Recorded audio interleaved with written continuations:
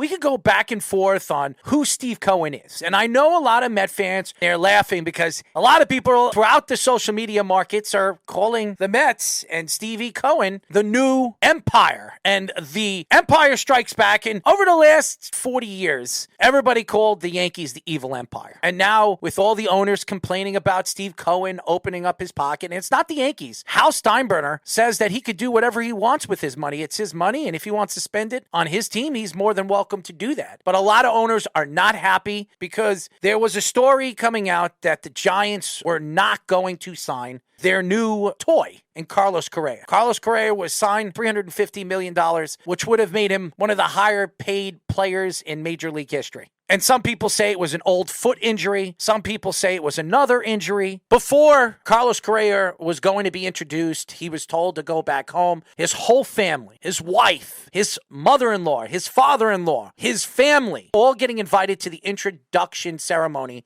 where he was going to be introduced as the new shortstop for the San Francisco Giants. The Giants told him to go home. Told him that they're not signing him. They've decided to part ways, a mutual thing. And within hours after the Giants decided not to sign him, the Giants call Scott Boras and says, we'll sign him. We'll give him a 12-year, $315 million. It's a 12-year, and they have now locked themselves on Carlos Correa for the next 12 seasons as the New York Mets have their new third baseman. This reminds me of one player it reminds me of, and that one of the best shortstops at the time, Alex Rodriguez, when he was going to go to Boston. Everything was set in stone. And then obviously the trade fell through. And what happens after that? The Yankees scoop right in and steal him from the Boston Red Sox. And then he moves to third base. He is the best shortstop in the major league at the time. 7-time Gold Glove winner for Seattle and Texas.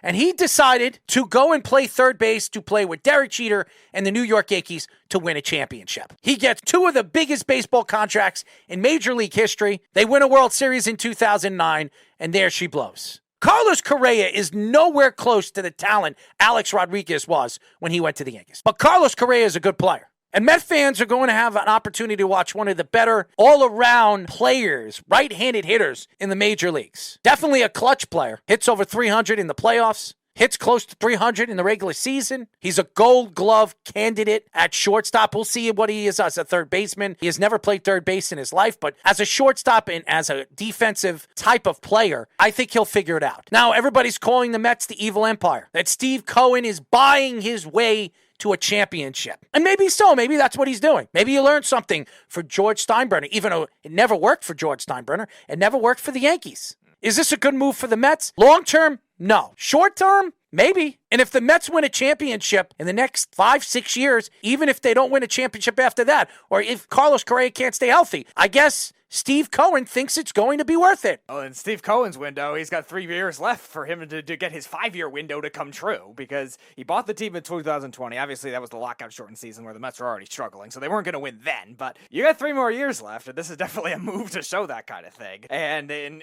today's shortstop market, where you saw Xander Bogaerts get 11 years, you saw Trey Turner get 11 years, he gave him 12 and leapfrogged it from the Giants, not in terms of average annual value, but in terms of getting a team that's a contender. The Mets are going to be a playoff contender. Now, the year's definitely risky because his injury history, very similarly to Aaron Judge. He was healthy his first 2 years of his career, then had a lot of injury issues, 2017 through 2020, 109 games, 110 games, and 75. Last 2 years has been relatively healthy. That's a good sign, but definitely a risk. Now, the average annual value, only 26.25, not that bad. I actually was worried they were going to give him a lot more, but you definitely run a risk putting him at third base where he hasn't played a lot of defense, and it's going to lower his defensive value too because he's one of the best shortstops.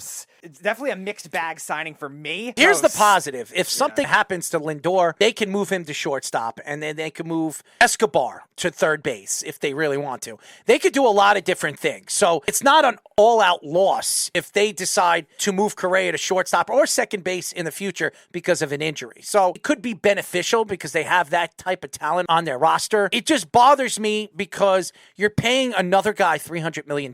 Now, a lot of people think that the Mets are going to go after Ohtani in the offseason. I don't know if that's going to happen after giving this guy $315 million. They're $100 million over the cap, but this is Steve Cohen. Steve Cohen is one of the more relentless spenders we have seen in a very long time. If you really look at it, we're not really talking about basketball or even football, because in football, there's no guaranteed money. In basketball, they overspend for players that really never turn out to be anything. In baseball, it's either you're good, you're going to get paid, or you're mediocre, you're still going to get paid, or then you're really, really bad and you're never going to come up in the major leagues. If you're in the majors, you're a decent player. Not a great player, you're a decent player. And when you're an elite player, like Carlos Correa, like Aaron Judge, like Francisco Lindor, or hopefully soon Pete Alonso, these guys get paid. Now, the owner and Steve Cohen could do whatever he wants with his money. If he wants to overpay for a player just to get him on his roster, that's up to him. That shouldn't be an argument to any of the owners or any of the fans out there that don't like him.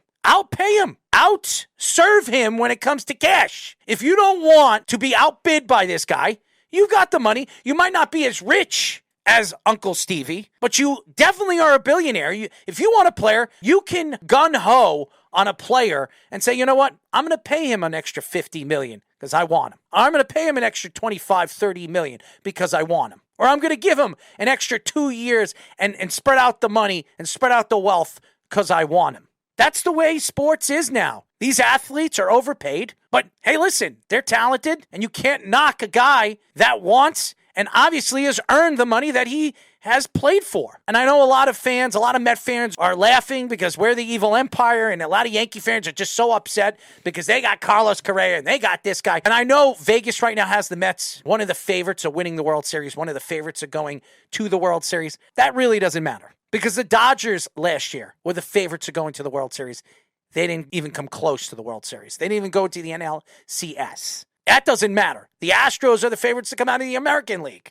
Does that mean they're going to win? The Yankees made sure that's not really going to happen either because they added one of the better left-handed pitchers in baseball, in Carlos Rodon. And the Mets and the Yankees are the highest profit organizations now. They like to stake themselves and they like to spend their money. And you want proof of that? Steve Cohen has spent $100 million more than any other team so far in this offseason, and the Mets' current payroll is over $100 million more than the Yankees, who are second right now. So whether the spending is going to work for a championship, that is to be determined. But it is relentless that Steve Cohen. It never works. It's very much like what you were saying with the Yankees in 2007 through 2009, where they started spending and it only worked for one championship. And if you want to compare to other sports, it seems very LA Rams-esque, where it might work for the one championship and then just fall off badly when everyone gets old. As a Yankee fan, I have always said spending for players never works. And the Yankees over the years have built around a youth of players. Luis Severino, Nestor Cortez was a draft pick by the Yankees, and then they let him go. He went to Baltimore, and then he came back, but he's a Yankee product. You look at other players that they have brought in that have been other teams' products, but the Yankees have a core of players. Now they have young players like Dominguez that they don't want to trade away. They want to bring him up. Volpe, Pereza, Cabrera. These guys are going to be big parts of the future of this organization if they develop like Aaron Judge. The Mets don't really have those franchise players except Pete Alonso. If you really go through their roster right now, could you name anybody but Pete Alonso that has been built through their farm system? It's McNeil and Nimmo and Alonso. Those are the only three. And McNeil is a guy that the Mets have been dangling around for the last couple of years. Mm-hmm. They don't know if they want to keep him. They don't know if they want to move him. And Nimmo really earned his money this offseason. He played fantastic defense last year. To me, he was, if not the best overall defensive center fielder in baseball, he was close. And he deserved it. He really earned the money. Marte was brought into the team to be the center fielder, and Nimmo stole it from him. You have to pay a guy that's earned that money. And I think they extended him a little too long, and maybe the Mets are looking at it as where they put these players like Lindor, Nimmo, Correa. These guys are the future for the next 8 years. Pete Alonso being the fourth. Those four players are going to be the core of championship competitive baseball. They can hope. But again, you're right. It doesn't guarantee anything. It might be reckless spending down the road. We don't know what Steve Cohen's doing, but it's definitely showing that he doesn't matter to Steve Cohen? Right, that's what I'm saying. That it's reckless spending? It's definitely showing he doesn't care, though, and he's going to do everything he can. He's stealing money. He's making billions and billions of dollars. Oh, yeah. You think Uncle Stevie cares? And I don't know what he does in his private life when it comes to people say that he stole his billions. I don't know. He's a hedge fund guy. It really doesn't matter to me where he gets his money. The fact is he's a very rich man,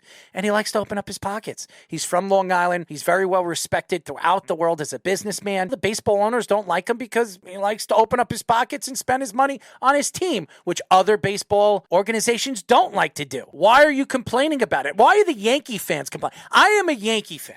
And we'll get into the Yankees in just one second. Because I sit here today, I've vouched for all the moves the Yankees have made over the years. And some of them have been horrible. And I don't like paying and overpaying players. That Carlos Rodon signing was one of the best signings the Yankees have had in a very long time. It is a good signing. If Carlos Rodon stays healthy, you're talking about one of the elite left-handed pitchers in baseball. In the last 2 seasons, how many pitchers could you really say have been as good as Carlos Rodon? Maybe a handful. That's how good he's been. Now, he has to stay healthy, and the Yankees are betting on themselves on this. But 6 years, $27 million a year, worth about $162 a year. The Yankees got a bargain when it comes to starting pitchers, left-handed pitchers that don't grow on trees. Left-handers last longer in the majors. You can eventually move them to the bullpen if they lose a speed or two. Ask CC Sabathia. Really rebirthed himself last 2 years of his career. Throwing the cutter right. and throwing more curveballs than he usually does, and breaking and changeups. He wasn't a power pitcher. Carlos Rodon has less on his arm. CC, he was throwing hard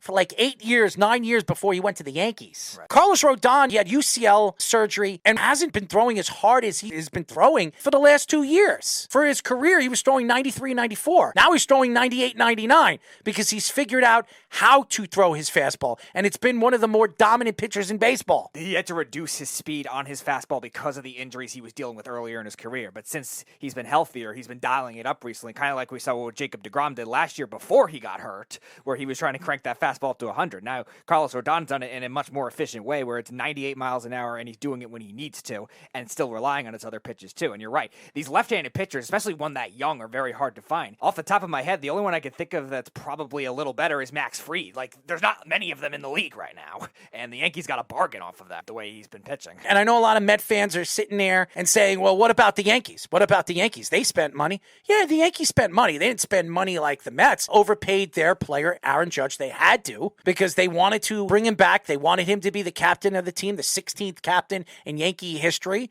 And he deserved it. He earned it. He hit 62 home runs. He was one of the best hitters in baseball last year, batting average-wise. He almost won the Triple Crown. He stole 16 bases, and he played multiple positions in the outfield and was pretty damn good. But the Yankees spent a lot of money this offseason. They paid their player $360 million, 9 years. Was it a great contract? For a guy his size, 31 years old, I think it's a little more years than the Yankees wanted to. They were pushing for 7, not 9. 2 years was pretty much a given because he's going to be the captain of the team. He's going to be the face of the organization for the next 9 years. And the Yankees said they weren't done yet either. Don't be surprised They're not. If they spend more. And the latest rumor was Bryan Reynolds, too, the Pirates center fielder as well. They're going to have to give up a significant amount for him because he's 27 years old, and in a lineup like this, he could become a superstar. He's the best player on that Pittsburgh team, and the Yankees like to trade with Pittsburgh a lot. If you go back in time, they really do like to trade with the Pittsburgh Pirates. And the irony is a lot of their ex-players go there later when they're older, too. And they become better with the Yankees. It's really been a transition for their careers. Now, I don't know what they're going to have to give up. A lot of people think it might have to be either Perez or Volpe or Dominguez to close the deal on this. They'll have to give up other pieces, but they're going to have to give up at least one of those guys to close the deal. Maybe two. But I think Pittsburgh, one way or another, will dial down, because if they really are looking to move him and trying to get a decent player for him and maybe 2 second-tier prospects, they're going to have to make the move now, because you don't know if Reynolds is going to push his way out at the trade deadline, and you might not get as much back for him. Last year, 262. He had 27 home runs. This is a guy that can hit for average. This guy can steal bases. He's an absolute gold glove stud out in the outfield. Could play multiple positions. So the Yankees are going to have to decide if they could get Bryan Reynolds, the offseason could be special. This could be a very special offseason for the Yankees. Yep.